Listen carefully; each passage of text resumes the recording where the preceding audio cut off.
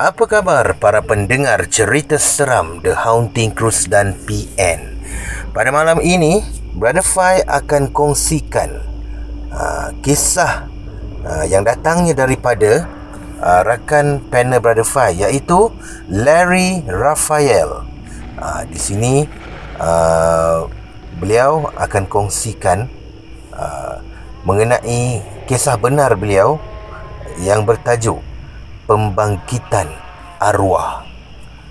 Tapi sebelum itu, di sini Brother Fai nak beritahu kepada anda semua, dan Brother Fai ingin memohon maaf kepada anda semua sekiranya penterjemahan Brother Fai pada malam ini agak ada sedikit kekurangan, sebab Brother Fai ada terkena ulcer di bawah lidah. Bila dia berlaga dengan gigi tu, aduh, sakit.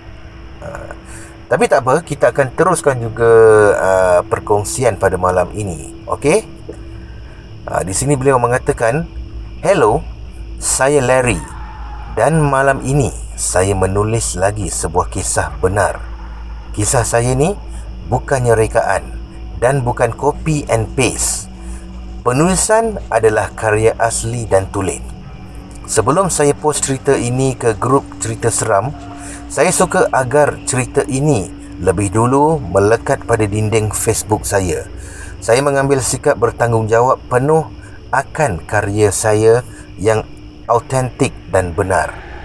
Dan maafkan saya kerana saya tidak melanjutkan kisah pembunuhan Alorana. Cerita itu cukup di situ saja, kerana kesan cerita itu membekas bagai luka yang amat dalam di hati keluarga kami, dan luka itu tidak pernah sembuh. Malam ini, saya harap karya saya keluar lagi dan didengari oleh ramai orang yang meminati karya berdasarkan kisah yang penulis mengalaminya sendiri. Saya, Larry Raphael, akan menceritakan kisah tahun 1989. Apa yang berlaku? Sebuah ritual memanggil semangat orang yang sudah separuh perjalanan ke alam baka. Alam baka ni kira alam kematian lah. Zaman ini, saya sudah masuk darjah 5, dan mak saya iaitu guru mengambil cuti emergency selama seminggu lebih. Nenek perempuan saya, yang ini ibu kepada emak saya, sakit tenat. Dia sudah berusia 70 tahun, mengalami asma yang teruk dan sakit kepala sampai perlu diikat oleh tali berwarna merah. Sebelum itu, saya perkenalkan diri. Ayah saya adalah dusun Tambunan dari suku Tahagas. Pada zaman purba, suku kami dianggap antara suku terkuat dalam jajar kadazan dusun dan pemberontak paling keras di kawasan Tambunan. Catatannya ada dalam jurnal British yang disimpan di Muzium Negeri Sabah. Mak saya adalah suku Murut, keturunan berkacuk dengan Murut Iban. Kami pulang ke Keningau sebelum mendapat tahu bahawa nenek kami sudah dipulangkan oleh pihak hospital Keningau balik ke kampung. Doktor sudah memutuskan yang nenek tidak boleh dirawat kerana kondisinya yang agak lemah dan sudah tidak ada respon akan mana-mana ubat yang diberikan. Kesian sekali nenek saya. Ia koma ketika dibawa balik dan hanya menunggu masa saat nafasnya berhenti selamanya. Setibanya di Nabawan, sudah ramai kaum keluarga berkumpul untuk persiapan akhir pemergian nenek tercinta kami. Ada yang datang membawa tinuah seperti tapai, beras, kain sarung, barang dapur, dan begitulah adat Murut dalam semangat setia kawan, kekeluargaan, saling tolong-menolong dan membantu sesama. Pada zaman dulu, jalan raya Nabawan Keningau amat teruk sekali. Habuk pasir melayang ke udara, dan apatah lagi pada musim kemarau. Di rumah besar adat keluarga, ayah saya memberi pendapat untuk bagaimana kalau kita bersetuju mencuba rawatan bobohizan untuk menyembuhkan nenek tersayang. Pada mulanya dibantah, namun tiba-tiba disokong oleh anak laki-laki tua, iaitu Pakcik Hasbullah, adik kepada mak saya. Kena faham ya, keputusan kuat adalah datang dari anak laki-laki dan bukannya perempuan. Kalau menurut adat istiadat murut sebelah mak saya, akhirnya kata sepakat dipakai. Sementara persiapan pengkebumian dibuat, ayah saya dan pakcik saya memandu ke tambunan untuk memanggil moyang kami yang paling handal dalam ilmu bobohizan di tambunan lewat tahun 1980 dan 1990-an. Moyang bobohizan yang bernama Bagang, iaitu perempuan, masih gagah berjalan walaupun sudah berusia 100 tahun. Di zaman dia, banyak babalian mengakui kekuatan ilmu di dadanya. Sayangnya, tiada siapa mewarisi ilmu tertinggi dia dan khazanah klasik bangsa kami yang akhirnya hilang tanpa pewaris. Moyang Bagang berambut putih, bercakap perlahan dan banyak mendengar. Selama ia hidup, ia tidak pernah memakai selipar sebab ia adalah orang yang abad ke-18, zaman di mana manusianya masih memerintah mengikut suku. Moyang saya setuju mengubati nenek kami kerana setelah ia menilik semacam ada pengharapan untuk menghidupkan nenek kami yang nazak pada waktu sekarang ni. Waktu ia sampai ke Nabawan, ramai saudara sebelah mak saya mahu melihat wanita masyhur ini kerana kehebatan ilmunya yang amat diakui lah. Moyang saya menilik bahawa nenek saya sudah sampai di tengah perjalanan, iaitu alam baka, iaitu alam kematian lah, dan dia tidak lagi berpaling. Oleh itu, moyang saya mengadakan ritual pembangkitan paksa kepada nenek perempuan saya. Setiap jam, ia akan bangun dan memukul lonceng sambil bernyanyi-nyanyi, iaitu mengundi. Pada malam hari, ia akan menari dengan rentak sumazau sambil trans, iaitu dirasuki lah, dan berkomunikasi dengan makhluk alam gaib. Bagaimana caranya membawa pulang roh nenek kami sebelum ia sampai ke destinasi akhir, iaitu tasik kematian. Itu menurut legenda dia lah. Tasik itu adalah akhir perjalanan roh. Apabila ia sampai ke tasik itu dan mencuci mukanya dan minum airnya, maka terlepas total rohnya dalam badan dan sudah tidak ada jalan pulang ke dunia orang hidup. Di sinilah ia tahu yang dia sudah betul-betul mati. Ini kepercayaan dia ya. Moyang saya bercerita bukan senang untuk menarik nenek saya pulang kerana jalan itu dilitupi kabus tebal dan nenek saya tidak menyahut panggilan moyang saya tetapi terus mara ke hadapan. Oleh itu, satu ritual kuno harus diadakan.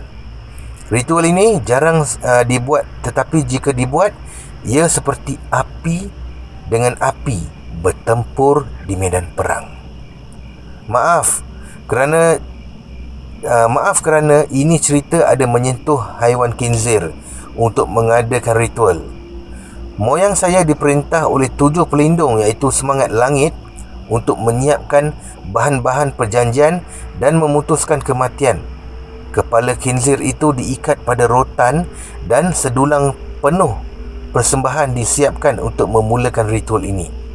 Pada jam 11.30 hari, moyang Bagang turun ke rumah. Ia memakai lengkap pakaian seorang bobohizan rasmi yang penuh dengan lonceng. Kemudian ia menari baru sampai mulut membaca rinit, iaitu mentera klasik, dan menghayun-hayun kepala khinzir mengikut tarian kuno. Tidak lama kemudian, moyang Bagang saya dirasuki oleh semangat kencang dan tiba-tiba langit mendung pekat diguntur kilat berdentum di jam-jam waktu puncak tengah hari. Dalam keadaan menangis dirasuki, moyang saya berlari ke sana kemari dan menghayun-hayun kepala khinzir itu dan mencampaknya ke arah pokok pinang. Sementara itu, pokok pinang di halaman rumah saya disambar petir dan pokok itu terbakar hangus. Kemudian, moyang saya melafazkan ikrar Li Bobo, iaitu janji syurga, yang dia taat mengikuti perjanjian selama 3 tahun Kinorhingan, iaitu Tuhan bersetuju membawa balik nenek saya kembali, tetapi cuma untuk 3 tahun saja. Dan selepas itu, nenek saya akan mati tidur selamanya. Perjanjian itu diputuskan dengan darah dan tanah dikorek dengan pisau tajam sebelum semua bahan ritual ditanam sebagai perjanjian kontrak ini. Sementara di alam lain, nenek saya sudah hampir ke tasik kematian sebelum tiba-tiba jalan menjadi tenang. Bahunya dipegang dari belakang dan ketika berpaling, ia melihat 7 orang manusia gergasi berbadan sasa dan berpakaian dewa menegur dia.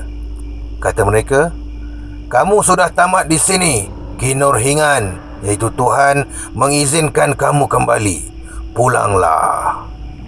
Sementara itu, mereka menuntun nenek tercinta kami kembali berpatah balik ke jalan asal.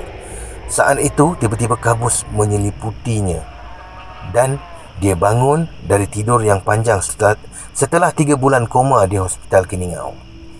Ini diceritakan sendiri oleh nenek saya setelah ia bangun sedar dan kelaparan meminta makanan. Dia tidak dapat melihat wajah 7 lelaki perkasa itu, tetapi menurutnya suara mereka bergema memecah alam ketika bersuara. Moyang Bagang mengikat kontrak pembangkitan itu dengan ikatan darah dan barang persembahan.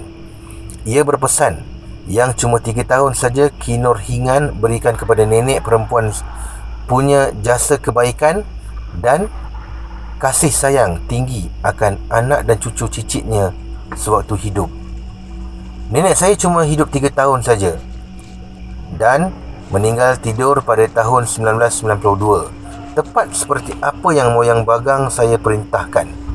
7 semangat agung itu adalah Guardian, iaitu pelindung atau Dewa Purba Kadazan, dusun, yang ramai anak-anak muda generasi ini tidak ketahui. Sekian dari saya. Terima kasih ya, Larry Raphael. Mohon membaca santai tanpa kecaman kerana menghormati perbezaan kepercayaan. Saya cuma berbagi kisah kehidupan saya saja dan tiada niat lain. Sekian. Terima kasih. Ya, itu dia kisah daripada Larry Raphael. Terima kasih Larry Raphael, atau dikenali sebagai Harry Jas. Ingat cerita yang pasal apa? Lorona ke yang kisah pembunuhan tu. Baiklah saudara, sampai di sini saja pada malam ini. Minta maaf ya sebab pembacaan Brother Fai agak tersekat-sekat kerana Brother Fai ada ulcer di bawah lidah ni. Bila Brother Fai bercakap tu menyebabkan dia rasa sakit. Minta-minta pada esoknya cepat sembuh lah ya. Okey, semoga anda semua terhibur dengan kisah ini dan kita akan berjumpa pada esok malam. Bye-bye.